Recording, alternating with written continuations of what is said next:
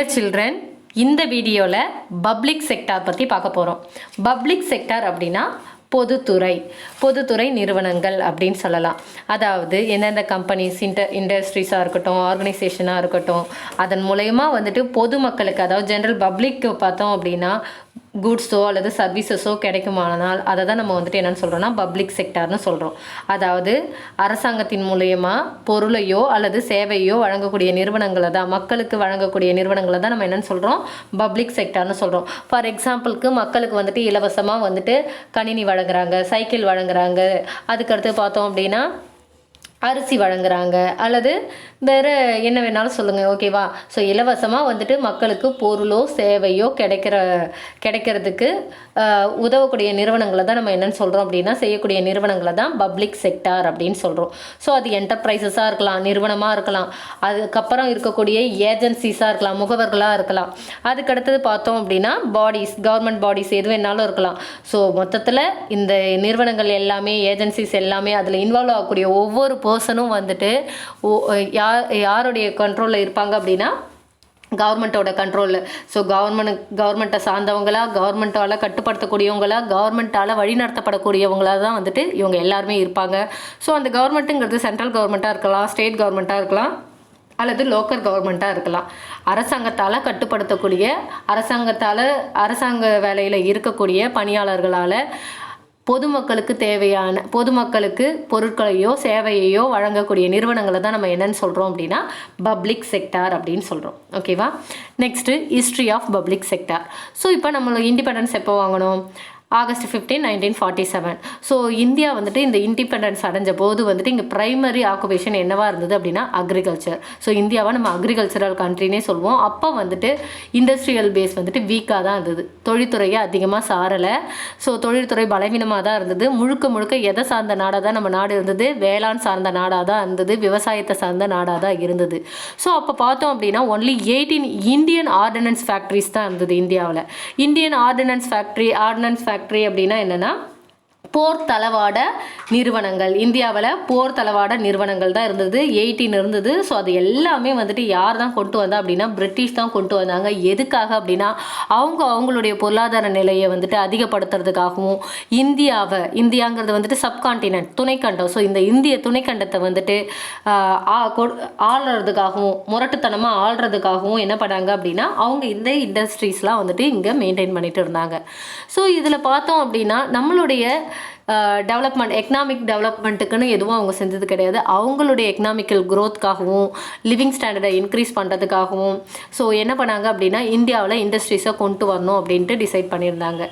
So அதுக்கப்புறம் தான் வந்துட்டு என்ன ஆச்சு அப்படின்னா building upon the Bombay plan அப்படின்னா என்னென்னா, ஸோ 2ஆம் உலகப் போர், செகண்ட் வேர்ல்டு வாருக்கு பிறகு அந்த பிந்தைய காலகட்டத்தில் பார்த்தோம் அப்படின்னா சுதந்திர வளர்ச்சி நிலையில் பார்த்தோம் அப்படின்னா இந்திய பொருளாதாரத்தை மைண்டில் வச்சுட்டு என்ன பண்ணாங்க அப்படின்னா 1944, 1945, ஓகேவா, செகண்ட் வேர்ல்டு வார் எண்டான அந்த டைம். ஸோ அப்போ பார்த்தோம் 8 அதாவது லீடிங்கில் இருக்கக்கூடிய 8 இந்தியன் தொழிலதிபர்கள்னு சொல்லலாம், ஓகேவா, என்டர்பிரினர்ஸ். ஸோ அவங்க என்ன பண்ணுறாங்க, அவங்களால வெளியிடப்பட்ட ஒரு திட்டம் தான் என்ன அப்படின்னா இந்த பாம்பே பிளான்ங்கிறது, ஓகேவா. முன்னணியில் இருக்கக்கூடிய 8 இந்திய தொழிலதிபர்களால் 1944-45 வந்துட்டு இந்திய பொருளாதாரத்தை மனசில் வச்சுக்கிட்டு வெளியிடப்பட்ட ஒரு திட்டம். ஸோ இதில் என்ன சொல்கிறாங்க அப்படின்னா ஒரு நாட்டினுடைய பொருளாதார வளர்ச்சியில் அந்த அரசாங்கம் எந்த அளவுக்கு வந்து தலையிடலாம் அப்படிங்கிறத முன்மொழிந்த திட்டத்தை தான் வந்துட்டு பாம்பே பிளான்னு சொல்கிறாங்க. ஸோ பாம்பே பிளானில் வந்துட்டு என்ன தான் முதல்ல கன்வே பண்ணுறாங்க அப்படின்னா கவர்மெண்ட்டோடைய இன்டர்வென்ஷன் அண்ட் ரெகுலேஷன், கவர்மெண்ட் எந்த அளவுக்கு இந்த தொழில் சார்ந்த விஷயங்களில் தலையிடலாம் அப்படிங்கிறத சொல்கிறது தான் என்ன அப்படின்னா இந்த பாம்பே பிளான். ஸோ அப்போ வந்துட்டு என்ன வந்தது அப்படின்னா ஃபர்ஸ்ட் இண்டஸ்ட்ரியல் பாலிசி ரெசல்யூஷன் வந்துட்டு 1948 வந்தது, ஓகேவா. ஃபர்ஸ்ட் இண்டஸ்ட்ரியல் பாலிசி எப்போ வந்தது? 1948. ஃபர்ஸ்ட் ஐபிஆர்னு சொல்லுவாங்க, இண்டஸ்ட்ரியல் பாலிசி ரெசல்யூஷன். ஸோ இந்த பாலிசி பார்த்தோம் அப்படின்னா 1948 வந்தது, முதல் தொழிற்கொள்கை அப்படின்னு சொல்லலாம், ஓகேவா. ஸோ இதன் பிறகு பார்த்தீங்க அப்படின்னா இதில் முழுக்க எதை தான் சொல்லியிருந்தாங்கன்னா இந்தியாவில் தொழில் வளர்ச்சியை அதிகப்படுத்துறதுக்கான யுக்தியை தான் வந்துட்டு இதில் சொல்லியிருந்தாங்க. இதை தொடர்ந்து வந்துட்டு பிளானிங் கமிஷன் வந்தது, ஓகேவா, திட்டக்குழு. ஸோ அமைச்சரகம் என்ன பண்ணாங்க அப்படின்னா மார்ச் 1950 வந்துட்டு பிளானிங் கமிஷனை கொண்டு வந்தாங்க. 1948 வந்துட்டு இண்டஸ்ட்ரியல் பாலிசி வந்தது, ஃபர்ஸ்ட் இண்டஸ்ட்ரியல் பாலிசி. 1950 பார்த்தோம் அப்படின்னா பிளானிங் கமிஷனை வந்துட்டு கேபினெட் வந்துட்டு கொண்டு வந்தது, ஓகேவா, அமைச்சரவை வந்துட்டு கொண்டு வந்தது. ஸோ அதை தொடர்ந்து 1951 நெக்ஸ்ட் இயர்லேயே இண்டஸ்ட்ரியல் ஆக்ட் வந்தது. இண்டஸ்ட்ரியல் ஆக்ட் அப்படின்னா தொழில்துறை சட்டம். அதாவது கவர்மெண்ட் வந்துட்டு இந்த தொழில்துறை முன்னேற்றத்திற்காக, ஓகேவா, தொழில் முன்னேற்றத்துக்காக கவர்மெண்ட் வந்துட்டு அதை ஒழுங்குபடுத்துறதுக்காக, தொழில்துறை வளர்ச்சியை ஒழுங்குபடுத்துறதுக்காக அரசாங்கம் எடுக்கக்கூடிய நடவடிக்கைகள், ஓகேவா, தொழில்துறையை முன்னேற்றத்துக்காக ஒழுங்குபடுத்துறதுக்காக நடவடிக்கைகளை எடுக்க அரசுக்கு வந்துட்டு அதிகாரம் அளிக்கக்கூடிய ஒரு சட்டமாக தான் வந்துட்டு இந்த இண்டஸ்ட்ரியல் ஆக்ட் இருந்தது, ஓகேவா. புரியுதா என்ன சொல்கிறேன்னு? இண்டஸ்ட்ரியல் டெவலப்மெண்ட்டை ரெகுலேட் பண்ணுறாங்க, முறைப்படுத்துறதுக்கான நடவடிக்கை யார் எடுக்கலாம், கவர்மெண்ட் எடுக்கலாம் அப்படிங்கிற அதிகாரம் கொடுத்த சட்டம் தான் எது அப்படின்னா இந்த industrial act. So prime minister Jawaharlal Nehru என்ன பண்ணுறாங்க அப்படின்னா எக்கனாமிக் பாலிசியை வந்து கொண்டு வராங்க. ஸோ அதில் பார்த்தோம் அப்படின்னா இது எதை பேஸ் பண்ணி இருந்தது அப்படின்னா இம்போர்ட் சப்ஸ்டிடியூஷன். ஸோ அதாவது வந்துட்டு இந்திய பொருளாதார நிலையை உயர்த்துறதுக்காக அவர் இம்போர்ட் சப்ஸ்டிடியூஷனை கொண்டு வந்தார். இம்போர்ட் சப்ஸ்டிடியூஷன் அப்படின்னா என்னென்னா இது வந்து ஒரு ஸ்ட்ராட்டஜி, ட்ரேடிங்கில் இருக்கக்கூடிய ஒரு ஸ்ட்ராட்டஜியை தான் நம்ம என்னென்னு சொல்கிறோன்னா இம்போர்ட் சப்ஸ்டிடியூஷன். அதாவது வந்துட்டு ஃபாரின் ப்ராடக்டை இம்போர்ட் பண்ணுறோம் இல்லையா, வெளிநாட்டிலேருந்து அங்கே உற்பத்தி செஞ்ச பொருளை வந்துட்டு இங்கே இறக்குமதி செய்கிறோம், அதுக்காக நம்ம நிறைய டேக்ஸை வந்துட்டு பே பண்ணுறோம். ஸோ இதை அபாலிஷ் பண்ணிவிட்டு இதை அழிச்சிட்டு இந்தியாவில் என்ன பண்ணுறோம், encourages the production in domestic market, நம்மளுடைய சொந்த நாட்டிலே பொருட்களை வந்துட்டு உற்பத்தி செய்யக்கூடியதை வந்துட்டு அதிகப்படுத்துகிற திட்டம் தான் என்ன அப்படின்னா இம்போர்ட் சப்ஸ்டிடியூஷன். இறக்குமதிக்கு பதிலாக வந்துட்டு நம்ம நாட்டிலேயே உற்பத்தி செய்கிறது, ஓகேவா. ஸோ இதை யார் வந்து கொண்டு வந்தா அப்படின்னா prime minister Jawaharlal Nehru. So இந்திய பொருளாதார நிலையை அதிகப்படுத்தணும், மிக்சட் எக்கனாமிக் சிஸ்டமாக இருந்தாலும் அது நல்லது தான். ஆனால் அதே நேரத்தில் வந்துட்டு நம்ம என்ன பண்ணியிருக்கணும், ஃபாரின் ப்ராடக்ட்டை அவாய்ட் பண்ணிவிட்டு இந்தியன் ப்ராடக்ட்டை இன்க்ரீஸ் பண்ணணும், இங்கேயே ப்ரொடக்ஷனை வந்துட்டு அதிகப்படுத்தணும் அப்படிங்கிறதுக்காக இம்போர்ட் சப்ஸ்டிடியூஷனுங்கிறத வந்துட்டு பிரைம் மினிஸ்டர் ஜவஹர்லால் நேரு வந்துட்டு கொண்டு வந்தாங்க. அதே நேரத்தில் அவர் என்ன நம்பினார் அப்படின்னா இந்தியாவிலே வந்துட்டு நிறைய பேசிக் அண்ட் ஹெவி இண்டஸ்ட்ரி இருந்தது அப்படின்னா நம்மளுடைய இந்தியன் எக்கனாமி, இந்திய பொருளாதார நிலை வந்துட்டு நவீனமயமாகும், டெவலப் ஆகும் அப்படின்ட்டு அவர் ஃபீல் பண்ணார். ஸோ ஹெவி இண்டஸ்ட்ரீஸ்னால் ஆயில் இண்டஸ்ட்ரி சொல்லலாம், mining, ship building, steel industries, chemical industries, machinery manufacturing industries. So இதெல்லாம் வந்துட்டு என்ன சொல்கிறாங்க அப்படின்னா இந்த மாதிரியான ஹெவி இண்டஸ்ட்ரீஸ்லாம் வந்துட்டு நம்ம நாட்டில் அதிகமாகும் போகுது, நம்மளுடைய பொருளாதார நிலை வந்துட்டு அதிகமாகும் அப்படின்ட்டு அவர் நம்பினார். ஸோ அதனால் வந்துட்டு அவர் என்ன பண்ணுறாருன்னா India second 5-year plan 1956, so 5 ஆண்டு திட்டங்கள் எல்லாமே வந்துட்டு இந்தியாவை முன்னேற்றத்துக்கான ஒரு திட்டம். ஸோ ஒவ்வொரு 5 இயர்க்கும் என்ன பண்ணுவாங்க அப்படின்னா இந்த பிளானை வந்துட்டு எக்ஸிக்யூட் பண்ணுவாங்க. ஸோ இந்தியாஸுடைய செகண்ட் 5-year பிளான் 1956-60 வந்தது.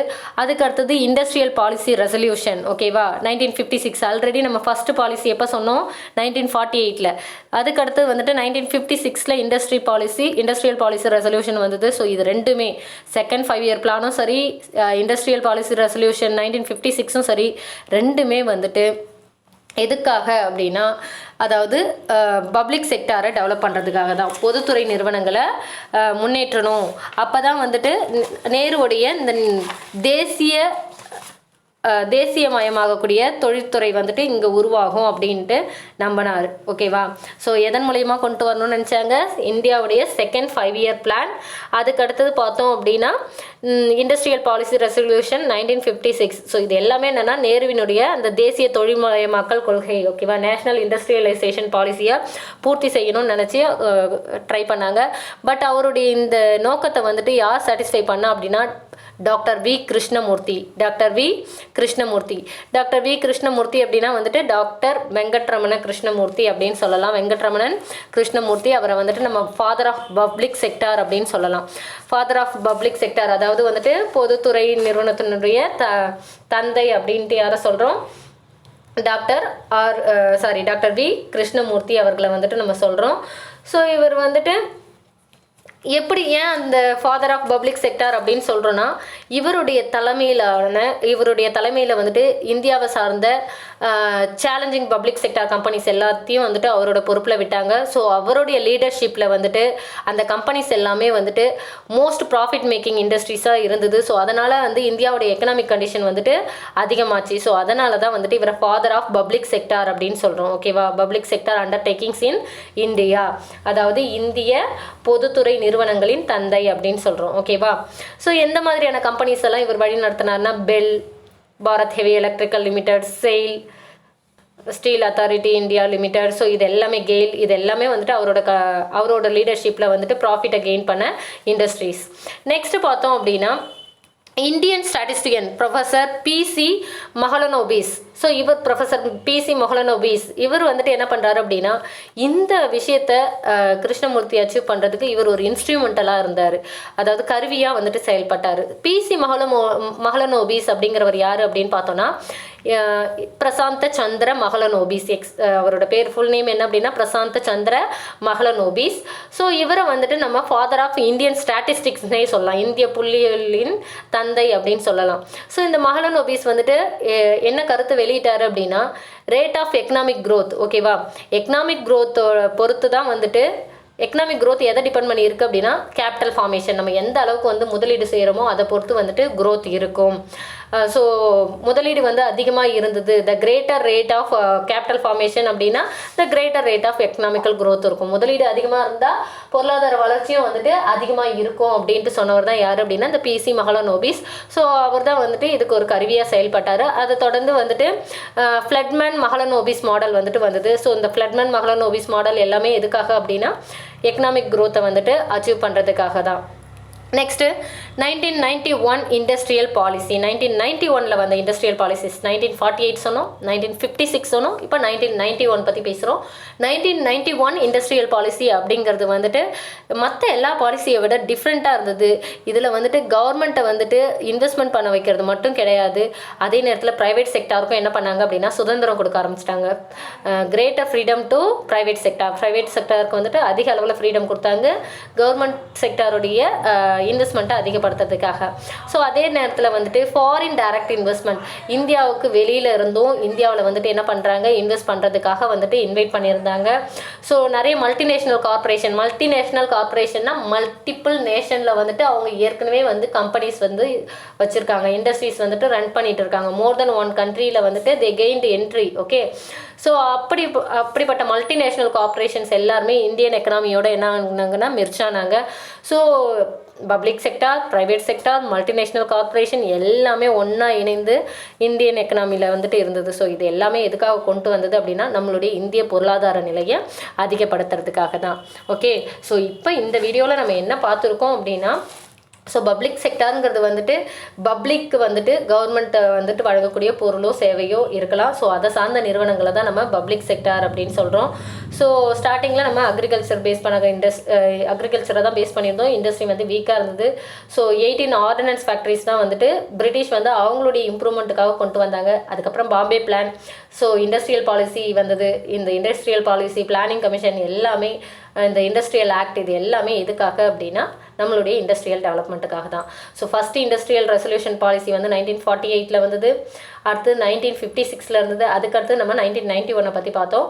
அதுக்கடுத்தது 1950 பார்த்தோம் அப்படின்னா பிளானிங் கமிஷன் வந்தது. 1951 இண்டஸ்ட்ரியல் ஆக்ட் வந்தது. ஓகே, ஸோ 5 இயர் இதை இம்போர்ட் சப்ஸ்டிடியூஷனுங்கிறத வந்து யார் கொண்டு வந்தா அப்படின்னா பிரைம் மினிஸ்டர் ஜவஹர்லால் நேரு தான் வந்துட்டு கொண்டு வந்தாங்க. ஓகே, ஸோ அதுக்கடுத்து வந்து டாக்டர் பி கிருஷ்ணமூர்த்தி அப்படிங்கிறவங்கள வந்துட்டு நம்ம father of public sector undertakings in இந்தியான்னு சொல்லலாம்.